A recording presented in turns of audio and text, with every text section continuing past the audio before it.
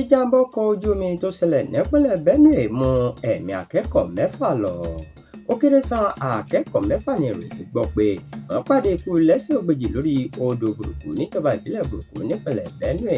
Ìròyìn gbọ́ pé ṣe ni ọkọ̀ ojú omi tí wọ́n wọ̀ da ojúdé sínú odò ní alẹ́ ọjọ́ Monday tí ó kọjá tí ṣe ọjọ́ 19 oṣù kìíní ọdún yìí, nígbà tí ẹnìkan tó ń gbé lágbègbè náà ń bá àwọn oníròyìn sọ̀rọ̀ lọ́jọ́ Ìṣẹ́gun Tuesday ọ̀sẹ̀ yìí.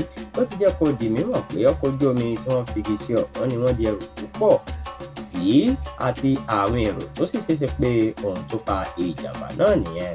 Òṣìṣẹ́ orí omi kan tí ìṣẹ̀lẹ̀ náà ṣojú rẹ̀ ṣùgbọ́n tí kò fẹ́ dárúkọ rẹ̀ sọ wípé àwọn èèyàn inú ọkọ̀ ojú omi náà ni wọ́n pẹ́ kí wọ́n tó gbéra nítorí pé wọ́n fẹ́ jẹ́ kí àwọn olóṣèlú tí wọ́n lọ sí ìdúpẹ́ nílé ìjọsìn kan ó kọ́kọ́ kọjá náà.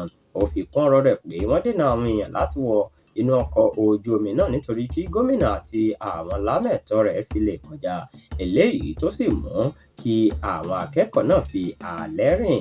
Ó sọ síwájú pé ilẹ̀ ti ṣú bá àwọn èrò tó kù. Lẹ́yìn èyí ni tí ọkọ̀ ojú omi náà padà gbéra pẹ̀lú àjàbákú èrò, èyí tó sì fa ìjàmbá náà.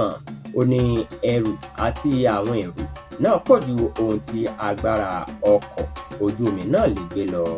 Nígbà tó ń fi ìdí ìṣẹ̀lẹ̀ náà múlẹ̀, alága ìjọba ìbílẹ̀ burúkú Raymond Zege Akunduro lọ́jọ́ Ìṣẹ́gun Tuesday sọ pé àwọn ọmọ iléeṣẹ́ ológun orí omi ń ṣiṣẹ́ lọ́wọ́ láti lè rí àwọn òkú gbé jáde látinú omi. Àmọ́ kọmíṣánná fún ọ̀rọ̀ ìgbòkègbodò orí omi Dennis Ijamba ti bá àwọn mọ̀lẹ́bí tí ọ̀rọ̀ náà kàn kẹ́dùn báyìí.